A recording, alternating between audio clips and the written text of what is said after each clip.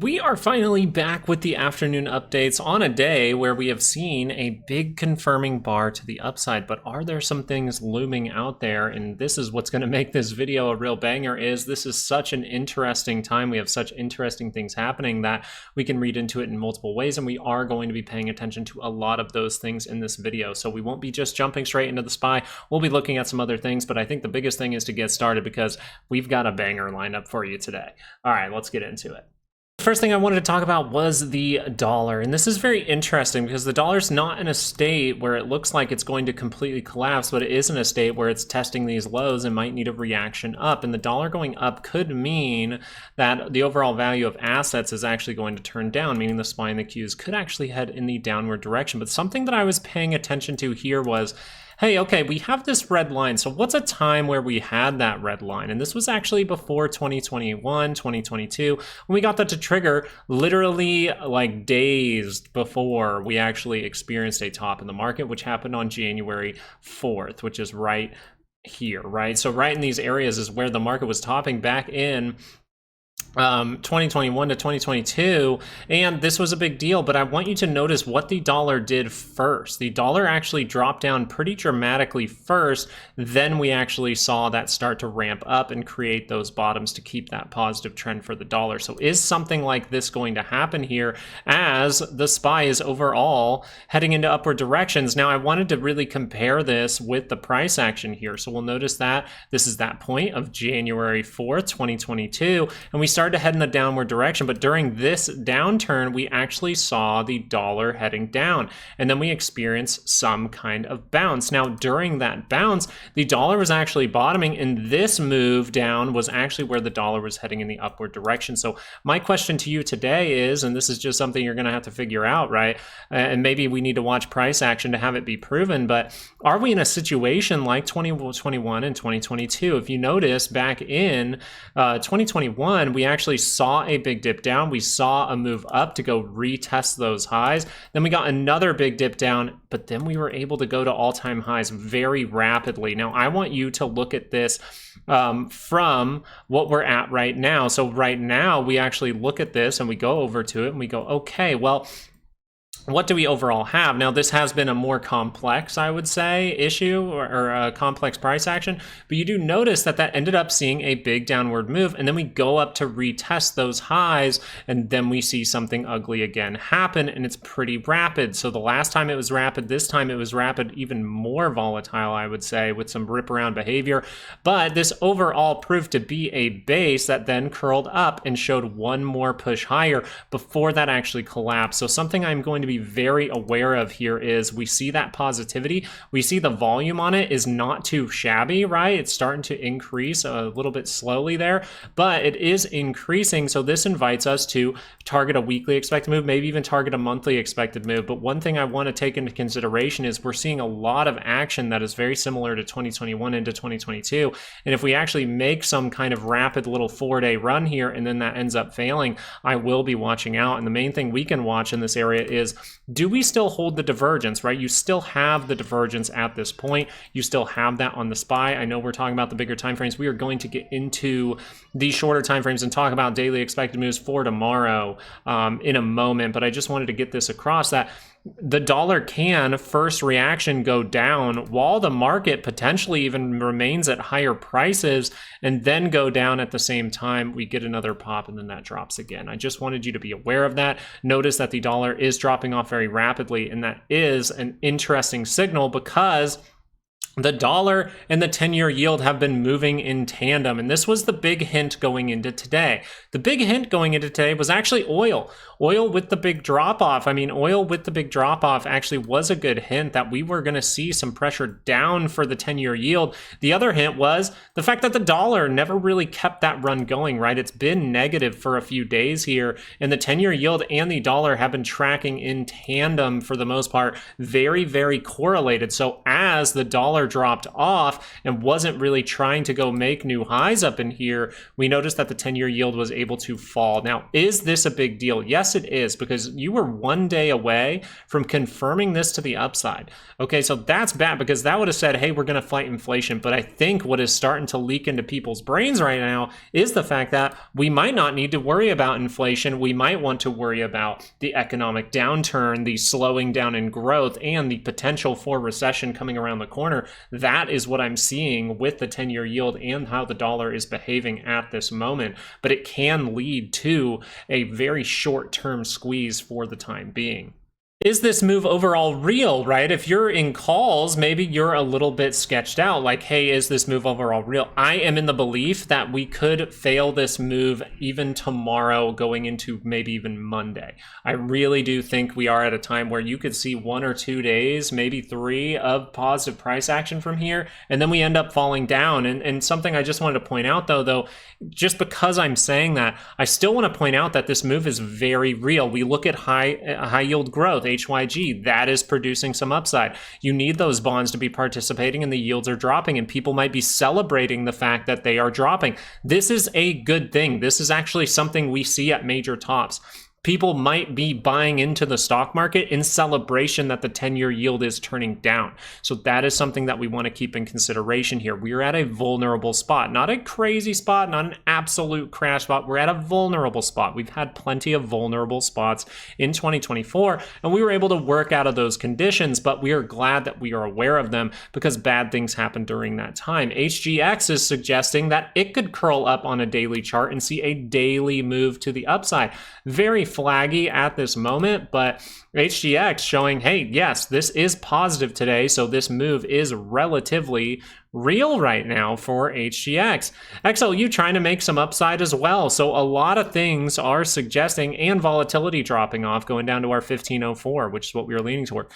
What this is saying is this overall move is real, but there are some very big risks going into this move going forward, right? We still have the potential to confirm divergence at this point. We have not violated those divergences by any means on your RSI. You haven't violated them by any means on your MACD. So if this just wants to turn down from here, this actually can still be a setup for bad things to come down the pipeline. So I just want to be aware of that. Now, if I'm taking this into consideration with my actual trading, right? Just because we mention these things on the daily chart, just because we mention these things in the dollar does not mean we trade based on these things, right? What I like to do a lot of the time, right? What I like to say, and when people are asking me for, how do I get to trading? What's the best thing to do? Well, figure out your 3 to 5 reasons to be really successful and wait for those 3 to 5 reasons for a trade setup. So at this moment, we might even have a 2-hour 5 reasons, right? We're in the middle of the, we're in the middle-ish of the channel here, or of our weekly expected moves. We have a weekly expected move target. We finally broke above 609.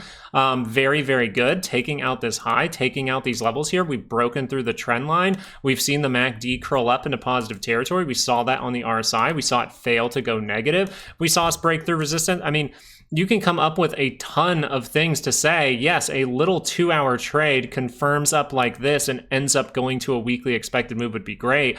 But at the same time, you're going, okay, but this is really all that I have left for this week. Because I see a 2-hour that is gearing up to go, and it can squeeze if it wants to. I don't think we're in a state where we're going to see some kind of absolutely massive 9-day, 13-day, 10-day squeeze. I don't think we're in that right now, but we have built up for a long time where we can see a solid reaction. And as of right now, that reaction is to the upside. Now, as you go into a 30-minute chart and we list off these daily expected moves for the SPY, I know we're just kind of jumping into it. I just wanted to get some stuff out there. We have 613.33 to the upside, 606.13 to the downside. So the interesting thing going forward will still be tariff talk, right? Tariff talk will be something, there's just a lot of risk out there. One tariff drop and boom to the downside, right? We experienced that. We've experienced these tariff moments, and that's why we want to be paying attention to them. But as you can see, the 30-minute right here is overbought just slightly. That can still continue, but overall, this tells us, hey, we might be waiting for a little 30-minute retest, right? A 30-minute retest would be a perfect place to go to that downward expected move, 606.13, and that would be a great thing to get to. So we're paying paying attention to it because that would be the retest that pulls you down. You don't necessarily have those divergences on the 30-minute. So if we're going to go make those, we might need to see this curl down, see some kind of upward move into next week, and then watch that fail. So we're watching for the signals at this moment, but you have gotten a pretty clean break. You've gotten that breakthrough. You've had okay structure, I would say. Overall sideways, a little more rip around, but as we get tighter, we can see an explosive move. And now we just have to make sure that nothing goes wrong. So the big thing here is this looks extremely bullish, but we do have some things to just keep our eye on, right? If things are worrisome, it does not mean I can't take a bullish trade. It doesn't mean I can't be in calls right now. It means I want to be aware if things go wrong quickly. That's it. That's all it means at this point. So if we go into tomorrow and we notice on the 30-minute chart, we actually have the smallest range of the week on expiration day. That worries me as well, right? We have not a lot of implied volatility for the SPY going into Friday. And that's why I'm like, something is weird here. Are we just going to keep this trailing up? And we do notice that volume at the end of the day spiked, yet we do not see much in the bar, okay? And something I wanted to compare this to was the spikes that we saw at these highs. So if you'll notice this bar right here, we did see a slight uptick on this 30-minute bar, but it's not necessarily like, oh my goodness, the biggest thing ever, but it is at the high. We went a little bit higher and failed. Right over here, we see a huge green bar, but we gap down the next day, right? Things like this are things that I'm paying attention to, and we're noticing that volume picked up really heavily here, which would suggest that this is a bullish trade, but I just want to pay attention if anything goes wrong, because that easily could be some kind of order that maybe the buying was even to it, and then tomorrow we actually see the dark pool print. So I'll be paying attention to it. Right now, if the 30-minute curls down, it would say overall pullback. The 2-hour is suggesting that it has more room to the upside. And that's what tells you how bullish this is and why you're just looking for something if it goes wrong. Now, I want you to make sure you're subscribed, because on Saturday, we are going to go deeper into the dollar, deeper into the 10-year yield, look into these bigger time frames, look at weekly charts, and we'll get to see the price action from Friday. So Saturday, if you want a little stock market update or something, you know, some bigger time frames, join us on Saturday. Do that by subscribing right now. And if you've already been subscribed for a while, I would love for you to like if you found any of this information helpful today. A like would be appreciated. But we do notice that we have another small range for the Qs. The smallest range of the week is tomorrow, which is very, very weird as we're hitting the weekly expected move. So the Qs are suggesting, and the options market is suggesting for the Qs, that this is as high up as we're supposed to go. You guys know that these purple lines are the 68% zone, so a 32% chance to see something crazy. If this is squeezing in some way, right, we just broke through, potentially going to break through, maybe we just fill a gap or something like that. But something we'll be watching very clearly here is for this to continue, right? These signals are not curled down by any means. You're not seeing reversal signals by any means.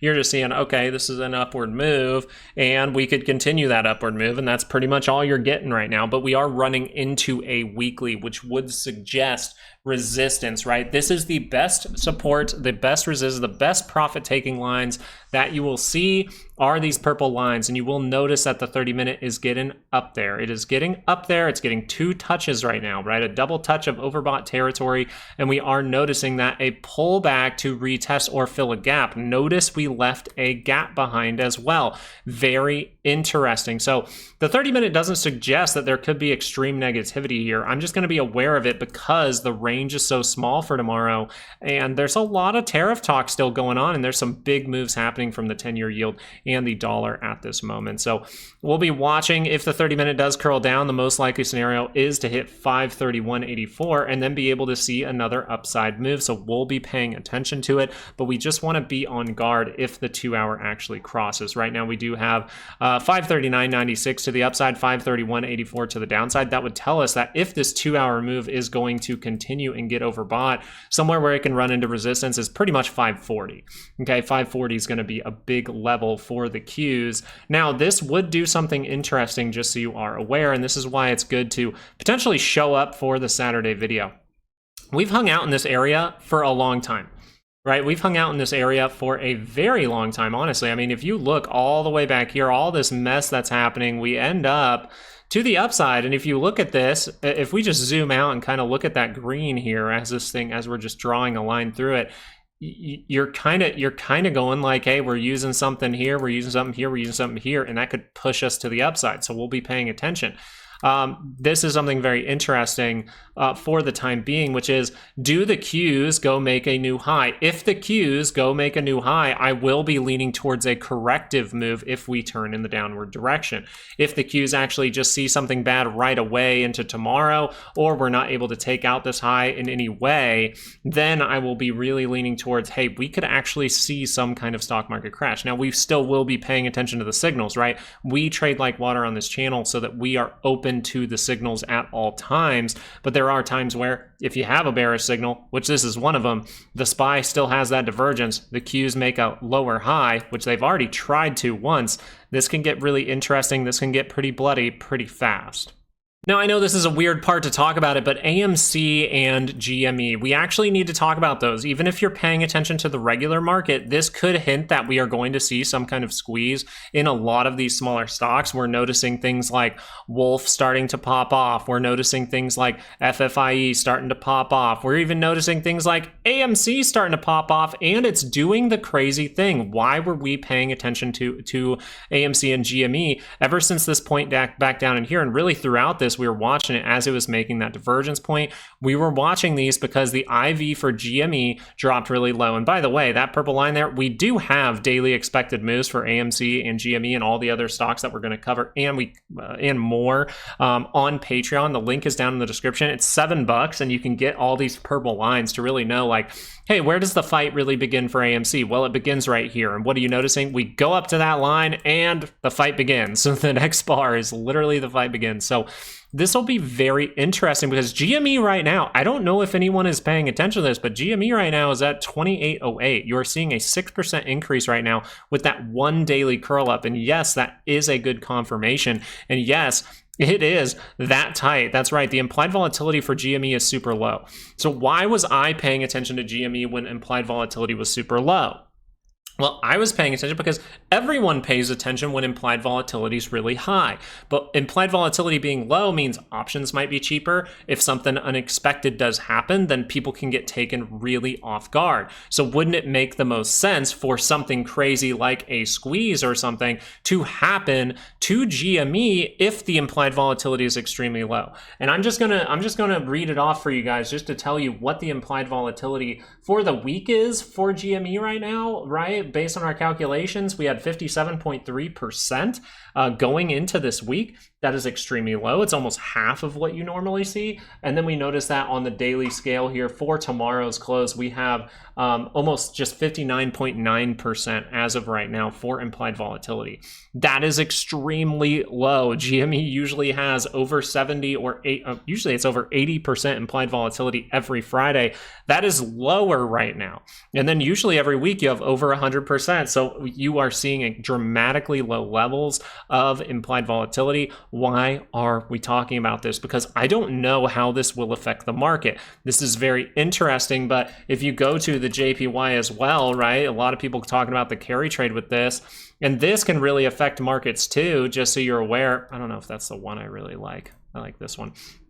And so the reason we were paying attention to this early on is because this week really matters. This week really matters for the JPY. This means that most likely they are going to have to keep raising those rates. We do notice that Japan actually does have the GDP growth rate coming out at 5:50 p.m. Central Time on Sunday. So, and that is supposed to tick up, meaning that they are going to start to price in, right? The market, once it gets that data, will start to price in rates and things like that at higher levels because they are getting an increase in their GDP, which is technically inflationary for them. So most likely we will end up seeing the JPY turn up, and this could be that yen carry trade unfolding. And if they had anything to do with GME and AMC here, yeah, if those were carry trades, then we're probably going to see those guys pop off, and we could see, I don't even know what kind of reaction from the market, but I will tell you that if we go over here, the last time that the yen carry trade actually played out was the 15th of July.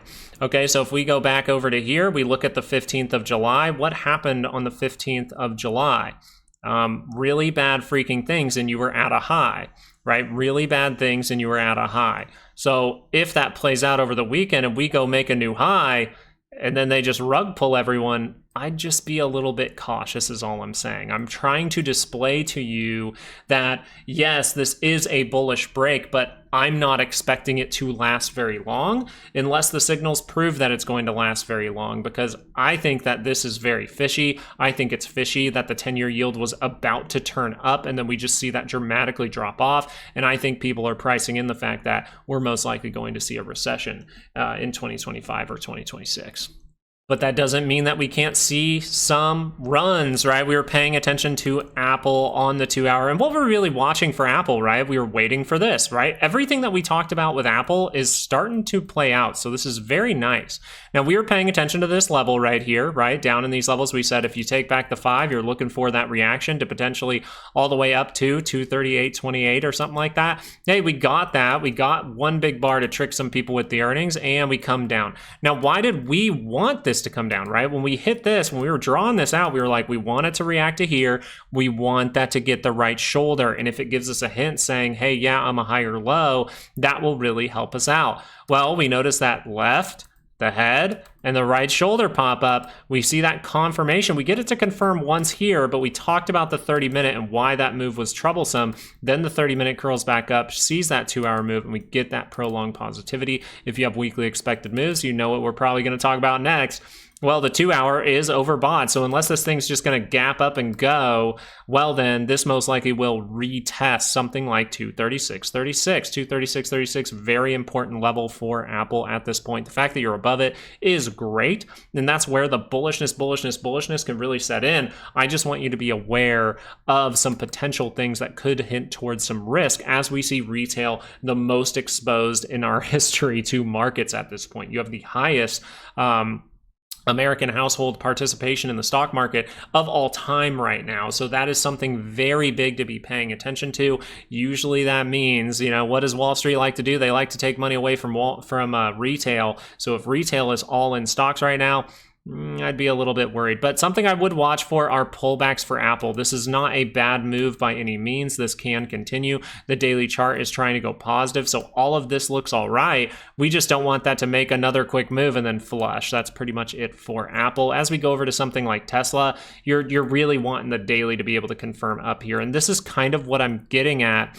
Tesla's the interesting one because this used to have a short seller problem. You're seeing dramatic upside. Can this curl up? That's the big thing, right? Can the daily curl up? And what's the most probable thing if it does? Well, if it does this, if we get a green bar like that, it's very likely to get a lower high at some point. Whether that's up here, whether that's down here, we can pay attention to the signals. As of right now, if you want this to build up to be bullish again, I think you need to react all the way up towards 430, get that big reaction, then curl down, see that right shoulder, see that hold up really well, see this daily curl up, maybe even curl down and go for another run later on. So that's what I'd really be watching for Tesla. At this moment with the 2-hour chart, there's something interesting here, which is you're getting good buying pressure, but you're running your head into that 357.78. Remember, 357.78 is where we said up in here, hey, if this starts to fall down, you know, right here, if it starts to fall down, yeah, we can make that right shoulder, but lower high is the most likely scenario, and boom, we end up there, and everyone's surprised about it.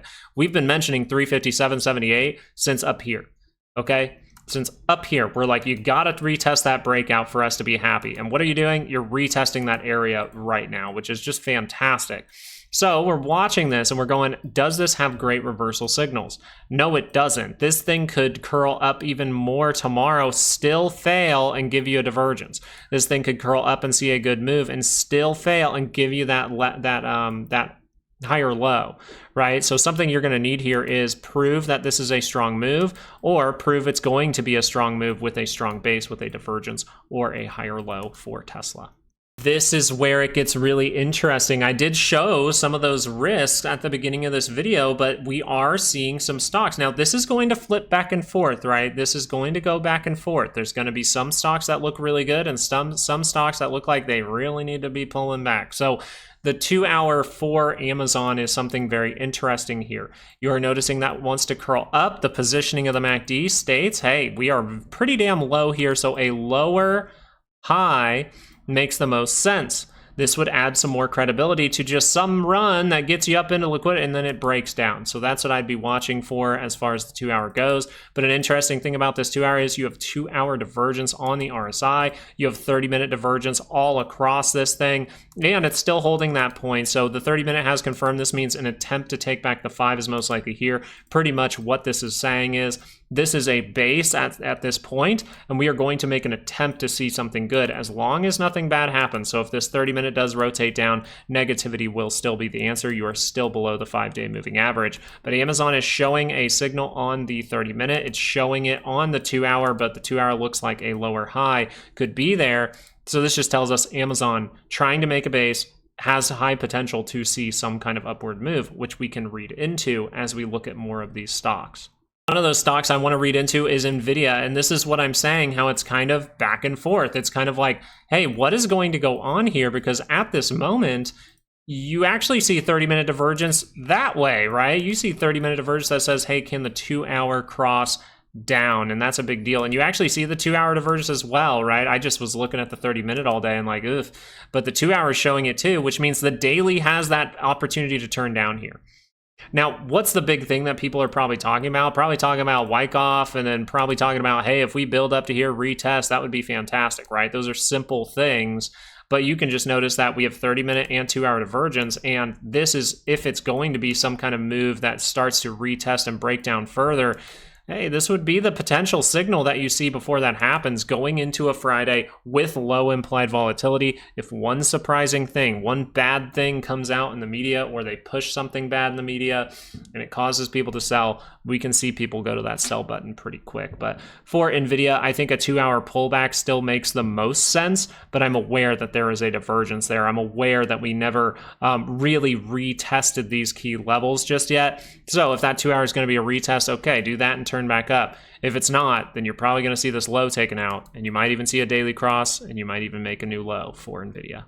And I mean, just look at Meta. That thing's been squeezing for a long time, but this is that difference, right? Some stocks look different. Meta is overall saying, hey, I have weakness all across this. I have a daily MACD that is way up there. I have a daily RSI that is the most overbought it's been in a long time, right? We've seen those spikes before, but they never really end well taking calls at those spikes. So what we want to pay attention to is, hey, is this thing going to pull back? Because this is something that looks vulnerable to a bigger drop, right? So as you're seeing reversal signals from other stocks, you're seeing something from Meta that shows, hey, this could potentially drop off right as they're starting to uncover a bunch of declassified stuff, right as they're starting to uncover a bunch of fraud in US aid, and we have to see how deep that really goes. But if they start to look into the IRS, if they start to look into the Fed, this is going, like, you think your eyes are opened right now. If they start to go into the IRS and they start to go into the Fed fully, you are going to see some crazy things happening. And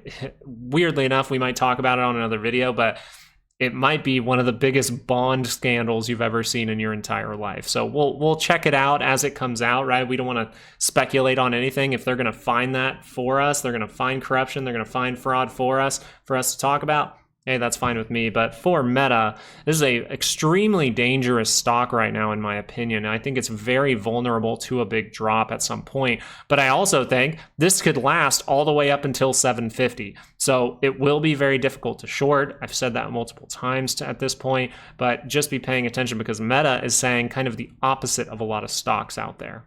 And one of the stocks that is kind of opposite from is Microsoft. Microsoft showing great 2 hour divergence, rejection divergence. If you want to clean these up, by the way, just go into an hourly chart. You're going to start to see them on your MACD, see if they're holding up on that RSI and things like that. I just like 2 hour charts. So if the 2 hour chart can confirm here, that actually means we could see a daily cross up here. Now, a daily cross up here would be very interesting because you've already broken through this. We're starting to see that want to snap back in some way. We have a resistance zone here, and the positioning of the MACD would still say another moment kind of like this one would be the most likely. So we're watching it right now because it's super interesting, but this is just to point out another stock that is showing almost 2-hour divergence, right? While other stocks like Meta or other stocks like NVIDIA have reversal signals for downside. So very, very key to be watching your back in this market. It's a rip around kind of market. I think that we might see a period of, I am not confused. I'm 100%. We have a low volume trading week next week because we have Monday off. So we'll see what happens next week. But I would be very cautious going into March with this kind of behavior. And why would we be very cautious? Well, because we've been talking about this, and we mentioned this morning, right? We were like, hey, with this fading, it really looks like we need to go retest that 1504, right? 1504 key level for me. I've had it up on my charts, and 1683 is the other one. And look, we go up to 1683, we fail that, we go to 1504. Every time that we go up, hey, we start to fail at 1683, we gap up. Okay, then we push back through it, we go down to 1504. So 1504, we gap above here. Like, these are just great levels to have on your chart. And obviously a level of 20, and if you want 1212 for if people get really, really bullish. But what were we talking about over the weekend? Well, we were talking about the fact that we think volatility is going to coil up. You're going to get some kind of reaction, then see that turn down and maybe make a divergence point again at 1504, holding all of this so that you can break out. And that looks very interesting to me right now. I highly suggest you pay attention to volatility. Thank you so much for watching this far into the video so you can hear about this, because this is why you watch to the end of the video. If you're someone who doesn't normally watch to the end of video and you did this time, this is why you watch it, because volatility can give you a lot of hints. And I think volatility is the main signal to pay attention to. If that 2-hour crosses up, I am taking puts. I am just going to tell you that right now. Like, that is my, I like to make my plan. I like to make my plan going into a big day like tomorrow. And I think it's a big day with the price action we're seeing. I think it could be very interesting. And with how volatility looks, I will say this, I am most likely going to buy some volatility calls if this 2-hour chart does cross up. That's all I will say. And then if I need to manage risk, that's perfectly fine with me. But volatility, you are seeing us create that floor now. You are seeing that 2-hour divergence. We are seeing that 2-hour divergence. If that goes away, it's a lot different, right? We could go to 1212 pretty rapidly. But if that holds and we confirm up and we get some unexpected bad news, boom, it is the perfect time for volatility to come back into this market. Like, extreme volatility. I know things have been volatile. I'm saying a spike. I'm saying a spike like this one. I'm saying a spike like this one can come into this market very, very soon. If we're able to confirm up this 2-hour, that's one of the first things you would see before extreme volatility comes in. So what is the overall takeaway then? The overall takeaway is this is very bullish. This is very bullish, but you have some bearish things lurking in the background that are very interesting if you pay attention to it from a risk standpoint alone, not necessarily a trading standpoint, but a risk standpoint here would say this might be one of the riskier times to be trading, and that's just the truth of it at this point. Now, if I see a very clear signal, I'm going to make a very clear decision, and I think that's what I need to be waiting for. I need to be patient. I need to be trading like water, and I need to make sure nothing goes wrong. That's what trading like water is. But I also need to be waiting for the great opportunity, right? In this time frame right now, I do have a couple of little plays that I had to get rid of today. But what I'm doing from this point forward especially, and I've actually done it pretty good over the last few months, is I'm only going to take trades with 5 reasons behind it, right? I do 3 to 5 reasons for those three reasons for those little trades that sometimes are big ones, sometimes they fail, sometimes they're good. But the 5 reasons one are the best. And what is a 5 reasons kind of trade? Well, a 5 reasons kind of trade would be, hey, we make a weekly expected move upside up to here. We see the SPY go there, and we see the SPY get a 2-hour divergence and confirm back down and hold the divergence points. That would give me enough reasons, right? Am I by a weekly expected move? Am I by a monthly expected move? That is why it will be very imperative for your trading to have those monthly expected moves on there. If you want monthly expected moves, daily expected moves for Fridays, weekly expected moves every single Sunday for every stock that we cover, it will really help you out, and it only costs a cup of coffee a month to give it a try. So give it a try and see if it helps out your trading. As of right now, this is a very bullish thing with very bearish things, I would say, in the background, but those things can take a long time to play out. So let's see what happens. All right, guys, thank you so much for watching this video. Really appreciate you watching till the end. Awesome, awesome, awesome. I know we got into a bunch of different topics. Hopefully we can clear some of those topics up on Saturday, because I had to make this video a little bit quick Family's been a little bit sick. So thank you guys for watching, though. Thank you guys for liking, subscribing. I will be live tomorrow morning if you guys have any questions, and we will be looking at what is going to take place in the market and following these signals very closely, always trading like water, always managing our risk. All right, guys, have a great night. Peace out.